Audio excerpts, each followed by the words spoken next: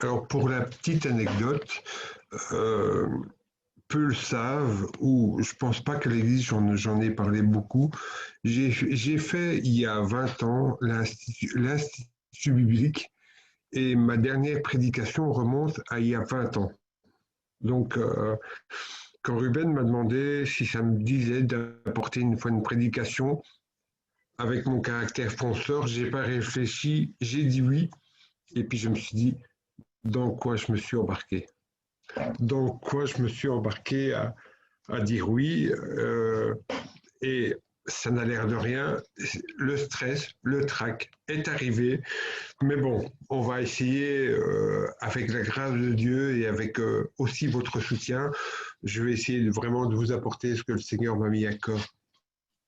Alors, en préparant ce message, je me suis posé la question suivante, qui était comment aborder un sujet pour que mes frères et sœurs puissent comprendre ce que j'ai à dire. Je me suis creusé la tête, j'ai réfléchi à gauche, à droite, et puis je me suis fini par me poser une autre question. Au final, quel est le message que Dieu veut faire passer à mes frères et sœurs? Et puis je me suis encore en allant plus loin, je me suis dit, mais quel est le message que Dieu veut me faire passer à moi directement? C'était un peu égoïste, je vous aime beaucoup, mais c'était un peu égoïste en me disant, mais qu'est-ce que Dieu veut me dire? Et au final, dans cette réflexion, la confiance, la confiance en Dieu, en Jésus, est le sujet qui s'est naturellement imposé à moi, je dirais même qui s'est divinement imposé à moi. Ce n'est pas moi qui ai réfléchi, c'est Dieu qui a mis cette petite graine, dirons-nous, dans mon cœur en me disant, voilà, on va parler de ça ce matin, j'ai envie que tu, comme si Dieu me disait, j'ai envie que tu comprennes au final ce que c'est la confiance en Dieu. Mais avant d'aller plus loin dans ce message, je voudrais demander à Annabelle, si elle veut bien, de montrer une image que je lui ai fournie, que je vais décrire pour nos frères et sœurs au téléphone, ne vous inquiétez pas. Voilà, elle est peut-être un petit peu floue, mais c'est une image que vous pouvez tous retrouver. Euh, vous avez des journaux toutes boîtes, et dans ces journaux toutes boîtes, à la fin, vous avez des publicités pour des voyants, des médiums. Alors, je me suis intéressé, entre guillemets, à ces personnes en me disant, elles sont peut-être très sympathiques humainement, elles sont peut-être gentilles, agréables, mais au final, est-ce que on, on ne connaît rien de ces personnes? On ne sait pas dans quoi elles ont, avec quoi elles travaillent, avec quoi elles jouent, entre guillemets, de quoi elles se mêlent, mais elles sont peut-être, comme je disais, humainement très sympathiques et amenées à être connues, mais quand on regarde avec ces personnes, on ne sait rien d'elles. On ne sait, si je peux employer l'expression, on ne sait pas d'où elles viennent, ni d'Ève, ni d'Adam. On ne sait pas ce qu'elles sont capables de faire ou de ne pas faire. Mais est-ce que on aurait l'idée, une seule fois, de leur faire confiance, un instant, une seule fois, un moment de notre vie? Pourquoi leur accorderions-nous notre confiance alors qu'on ne sait pas, on ne les connaît pas? Mais nous avons notre Seigneur, nous avons Dieu, nous avons Jésus, en qui nous pouvons mettre toute notre confiance. Et au final, dans cette réflexion que Dieu me mettait à cœur, je me suis posé une autre question. Mais qu'est-ce que c'est réellement avoir confiance en Dieu? Et surtout, et j'aime bien le surtout, comment garder cette confiance en Dieu? Et alors, il faut savoir, mais qu'est-ce que la confiance? Alors, je n'ai pas essayé de créer une définition qui me plairait bien ou que je trouvais jolie. Je suis allé voir dans quelque chose que nous connaissons tous, le dictionnaire. Et quelle est la définition de la confiance? Dans le dictionnaire, la définition est la confiance est une espérance ferme, une assurance d'une personne qui se fie à quelqu'un ou à quelque chose. J'aimais bien la définition parce que c'est une espérance ferme. déjà ce mot-là. C'est une assurance, c'est quelque chose dont on est sûr de nous, de quelqu'un d'autre, vers quelque chose ou quelqu'un d'autre. Alors, au travers d'un texte biblique que nous allons prendre ensemble, on va essayer de réfléchir à ce que c'est la confiance, d'avoir cette confiance en Jésus ou en notre Dieu, et essayer de définir, si on veut, une sorte de ligne de conduite ou de ligne directrice. Je vous invite, si vous avez votre Bible sous la main, à prendre un texte dans Matthieu chapitre 14. Normalement, Annabelle pourra l'afficher. Donc c'est Matthieu chapitre 14, versets 22 à 33. D'avoir envoyé, il monta sur la montagne pour prier à l'écart, et le soir venu, il était seul.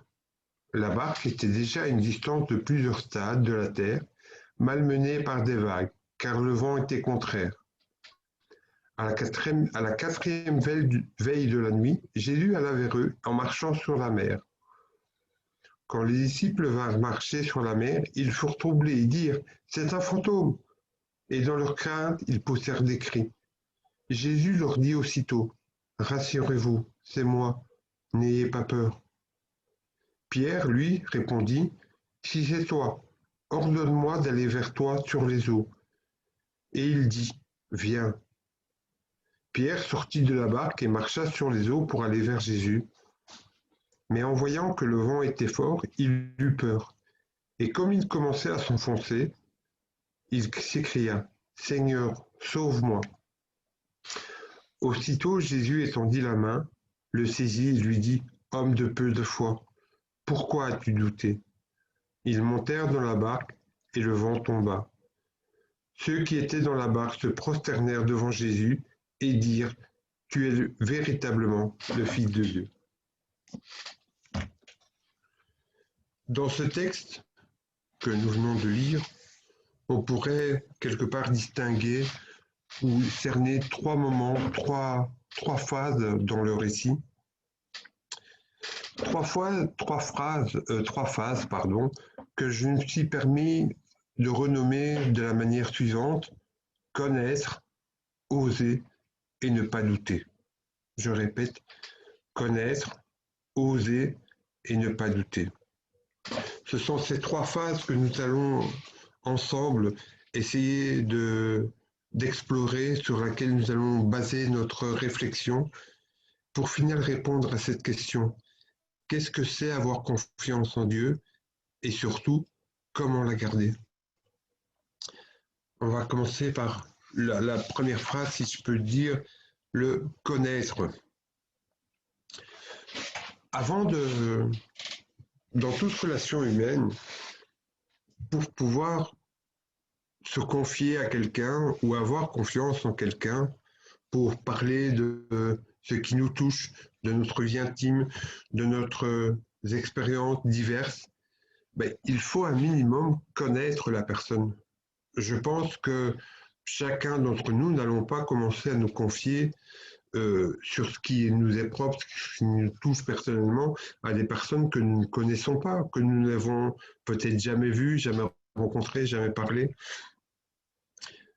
On ne va pas s'engager dans cette relation avec quelqu'un dont on ne connaît rien au final.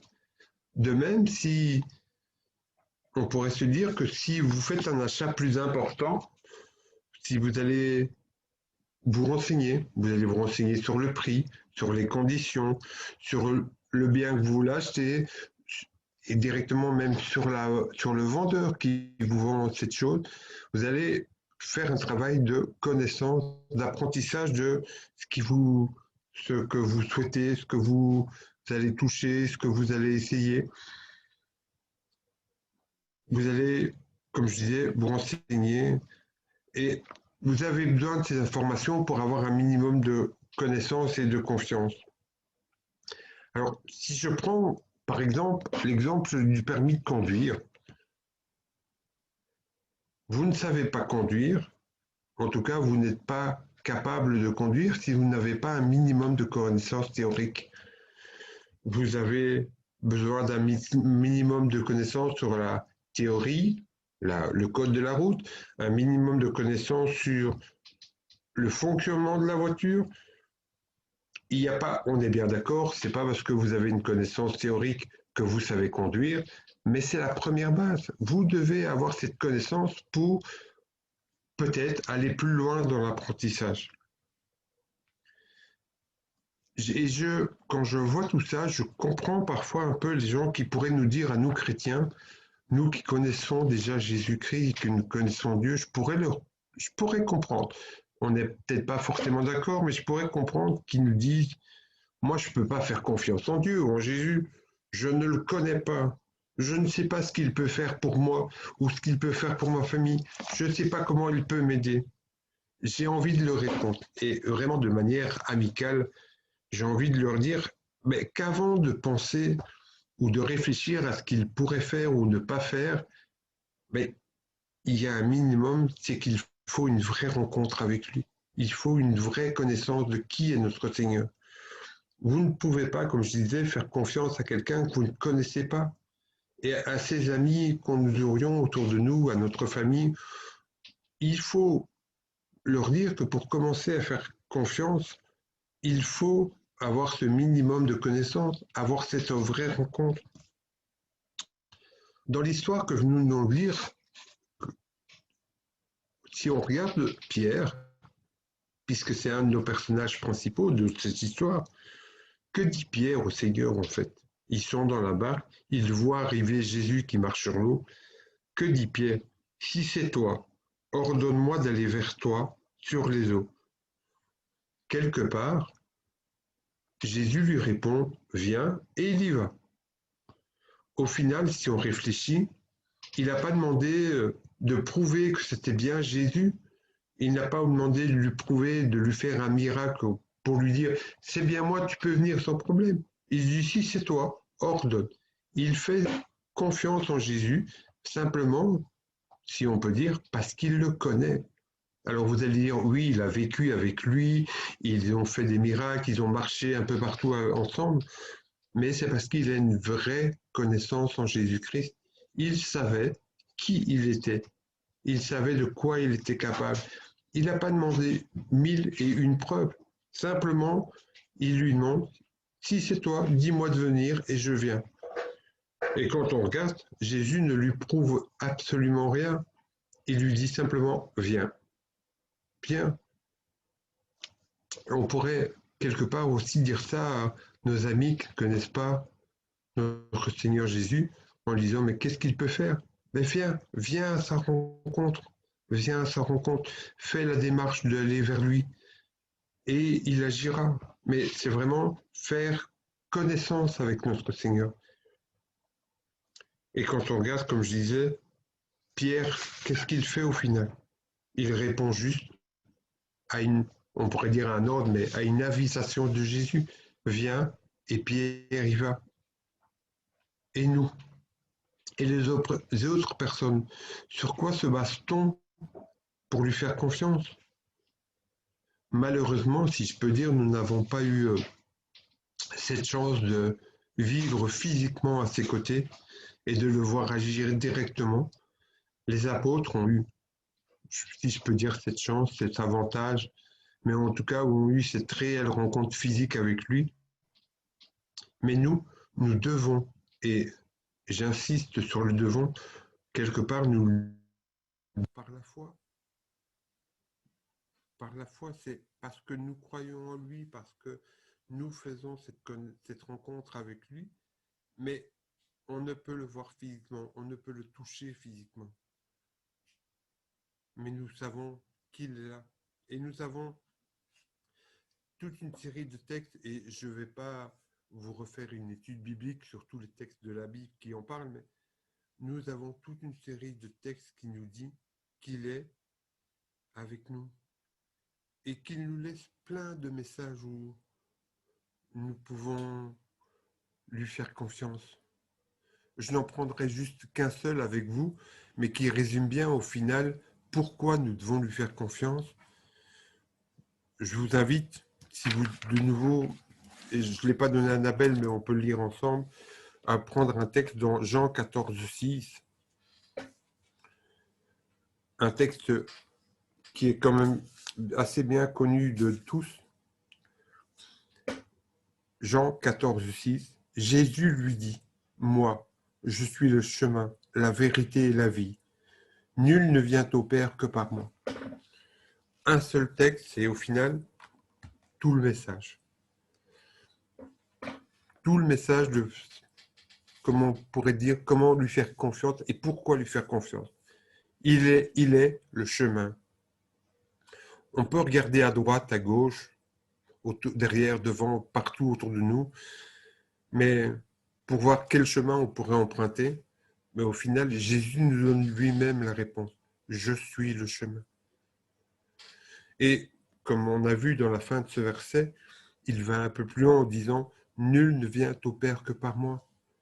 On pourrait essayer, et les gens qui nous entourent pourraient essayer de, si on peut prendre l'expression, de se sauver soi-même, mais rien n'y fait. Le seul chemin possible, c'est en Jésus que nous l'avons. Et c'est pour ça que nous pouvons lui faire confiance.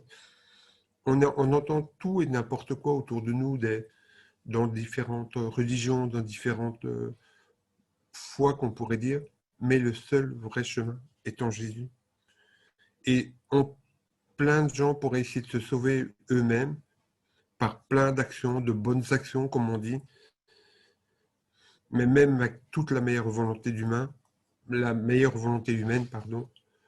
il n'y a qu'un seul chemin, et c'est en Jésus. Il est la vérité. Alors soyons clairs, Jésus nous dit ce qu'il faut faire pour être sauvé. Il faut le croire. Il faut le croire. Il n'a pas essayé de tronquer son message, de donner une autre vérité. Il est la vérité. Et de nouveau, restons clairs, il ne nous a pas promis une vie rose et violette, comme j'aime à dire, une vie qui serait un long fleuve tranquille. Je pense que tous, on pourrait en parler, on a une vie qui est loin d'être un long fleuve tranquille parfois. Mais une chose est sûre, comme nous dit Matthieu 28 dans le verset 20, il est avec nous jusqu'à la fin des temps. Il est avec nous. Quoi que nous allons rencontrer, il est avec nous. Il est le chemin, il est la vérité, mais il est la vie. Et là, je vais vous rappeler le verset que tous pourraient citer par cœur, Jean 3,16. C'est par lui que nous avons la vie. C'est en lui. C'est par lui que nous avons la vie aujourd'hui et que nous avons la ferme espérance d'avoir la vie éternelle. C'est grâce à ce sacrifice. Ruben nous parlait de la Sainte Seine, mais c'est grâce à ce sacrifice que nous pouvons proclamer haut et fort. Et vous pouvez dire Amen de chez vous, que nous sommes vivants maintenant et pour l'éternité. Nous sommes vivants. Alors déjà rien que ça, ce verset nous fait dire, ok, nous pouvons et nous devons connaître Jésus-Christ. Alors comme je disais tout à l'heure, je parlais de 3 phases. Il y a le connaître, et puis la deuxième phase, c'est qu'il faut oser. Si je reprends l'image parce que je l'aime bien, en plus, comme j'apprends à conduire à quelqu'un pour le moment, c'est une image que j'aime bien.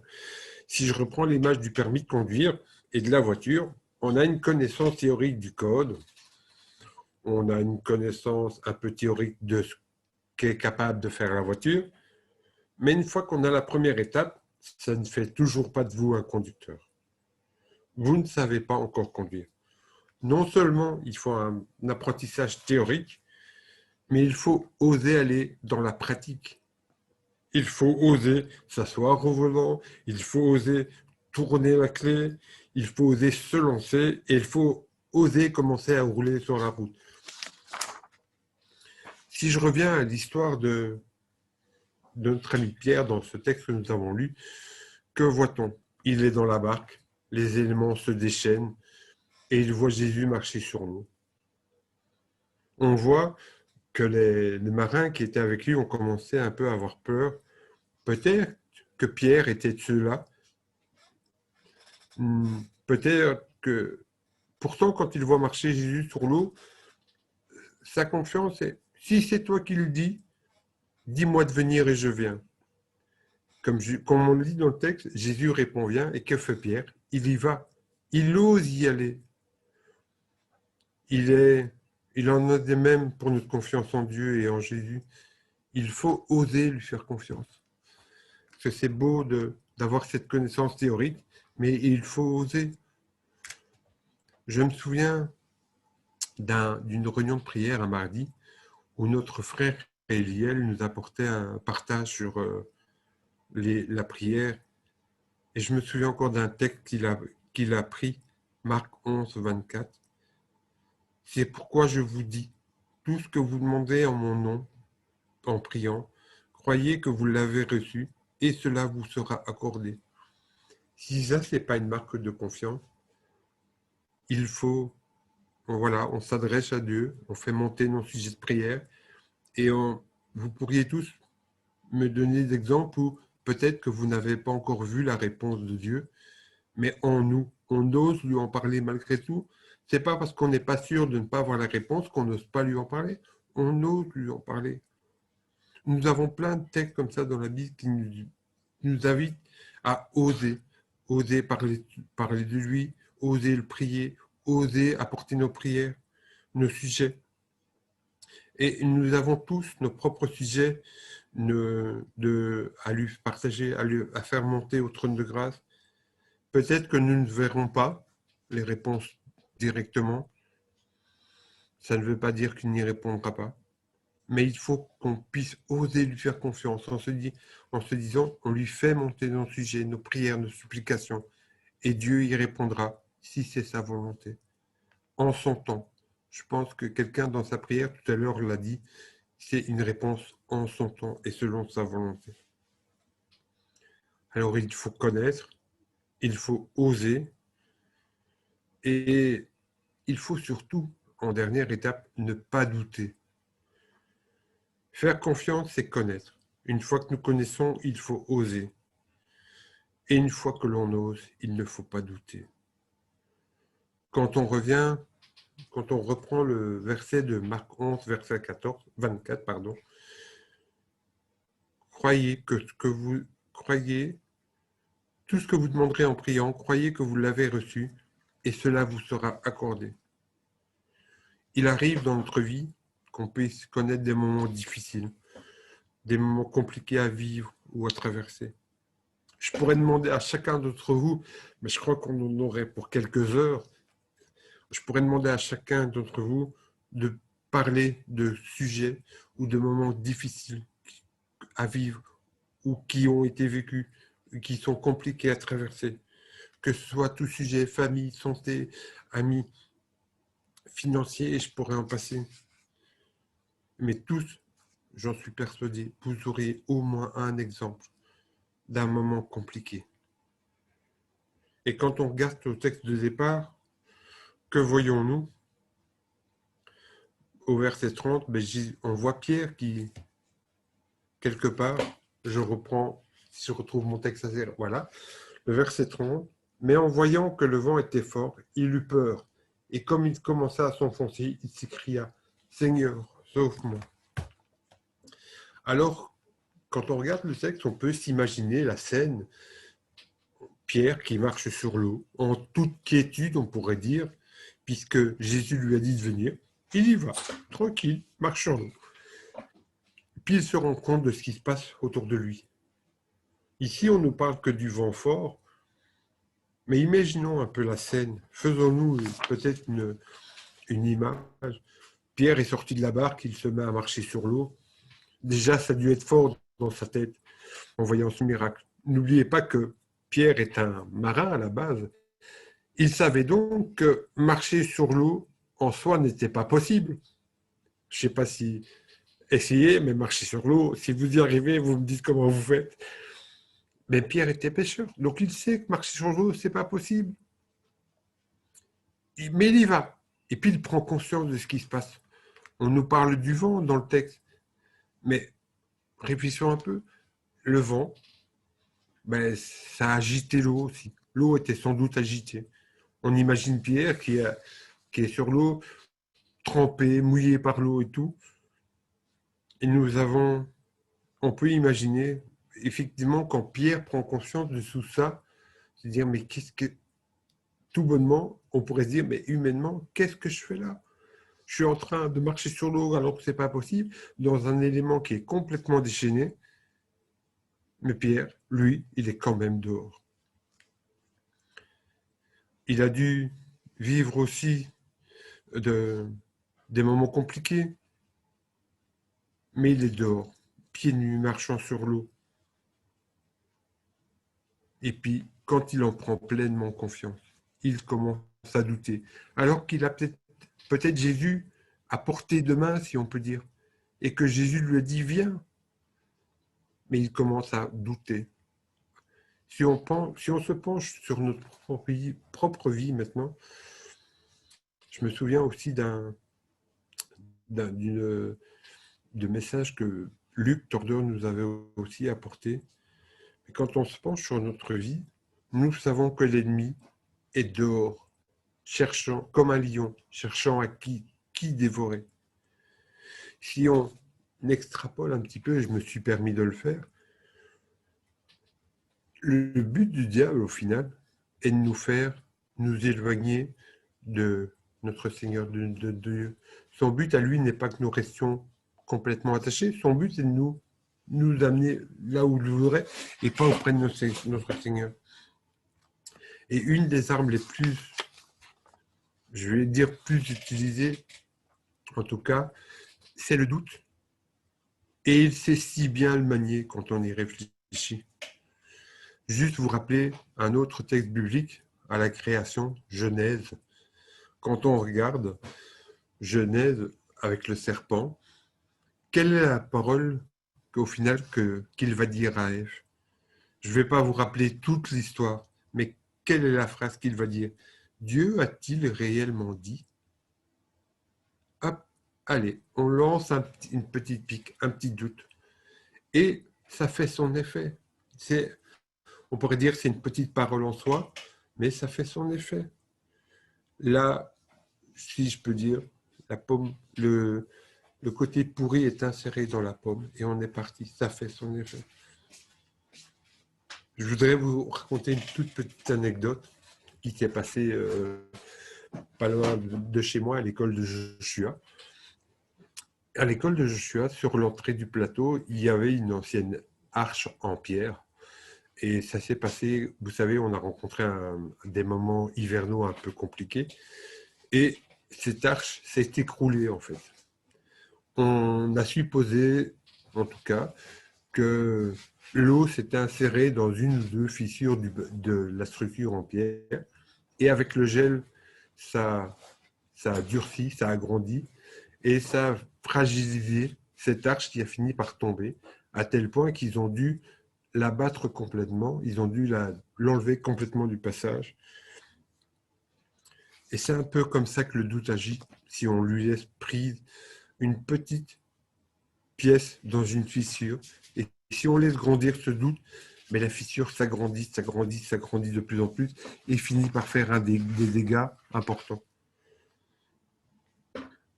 Il y a quelque chose que j'aime beaucoup dans tous les mails que Ruben nous envoie. Il termine toujours ses mails par « Gardons les yeux fixés sur Jésus ». C'est une telle vérité. Hébreu nous en parle et c'est une telle vérité. C'est en gardant ses yeux fixés sur Jésus que même si on passe des moments difficiles, des moments compliqués, en ayant toujours, comme un phare dans la nuit, cette lumière vers qui aller, cette lumière à qui nous accrocher, ne pas nous perdre dans différents points de vue, dans différentes démarches. On pourrait promener des regards inquiets autour de nous, sur les gens qui nous entourent, sur l'environnement. Mais le texte d'Hébreu nous dit « Gardez nos yeux sur Jésus-Christ, quoi qu'il se passe. Même si on pourrait être abattu, triste, peiné, ayons toujours un regard fixé sur Jésus pour nous permettre d'avancer, de continuer à avancer, de nous relever si on tombe et de nous remettre à marcher. » j'en arrive tout doucement à ma conclusion. Nous avons vu au travers de l'histoire de Pierre 3 étapes dans la confiance. En notre Jésus, je vous les rappelle, connaître. Nous savons en qui nous croyons. Nous devons, et je vous avoue que je parle pour moi en premier, continuer à approfondir notre connaissance. Il y a tellement de choses à apprendre et à découvrir. Vous savez, je vous disais que j'ai fait l'Institut biblique. J'en sais pas encore assez. Je n'en connais pas encore assez. Un peu à l'instar d'un bébé qui, pour grandir, a besoin de nourriture pour permettre de se développer. Nous devons approfondir notre connaissance en Jésus-Christ. Nous devons nous plonger dans le texte biblique, à l'écoute de la parole de Dieu, afin de nous faire vraiment grandir. Il faut oser. Si la première étape est de connaître, ça ne doit pas rester comme le permis une connaissance théorique. C'est dans notre vie chrétienne, on peut connaître Jésus, mais il faut oser placer notre confiance en lui. Il faut franchir le cap de « et si ça ne marchait pas? Et si on n'avait pas de réponse? Et s'il arrivait quelque chose ?» Avec des si, on ne va pas très loin. L'expression, je pense que vous la connaissez, avec des si, on met Paris en bouteille et Bruxelles comme bouchon. C'est un peu compliqué. Il faut arriver à passer ce cap du « et si ». Je vous rappelle juste un texte, Romains 8, 31, qui nous dit « Si Dieu est avec nous, qui sera contre nous ?» Alors, je ne veux pas vous dire qu'il faut jouer aux têtes brûlées et aux kamikazes et oser tout ce qui nous passe par la tête, mais il faut oser placer notre confiance en lui. Il faut connaître, oser et ne pas douter. Même si humainement nous pourrions être abandonnés de tous, de nos amis, pseudo-amis, de nos connaissances, de notre famille, Dieu ne nous lâchera pas. Dieu ne nous lâchera pas. Et Dieu ne lâchera jamais notre main. C'est nous, peut-être humainement, qui aurions tendance à la lâcher, à nous détourner, mais nous ne serons jamais abandonnés par Dieu. Donc il faut connaître, il faut oser, et il faut ne pas douter. Pour terminer ce message, j'ai demandé à Philippe et à Audrey de nous conduire dans un chant peut-être un peu plus ancien, je pense. J'ai confiance en mon Seigneur le long du chemin. Et je vous invite vraiment à connaître, oser et ne pas douter. Et vraiment prendre pleinement conscience de qui est avec nous et avec qui nous vivons. Vas-y Audrey.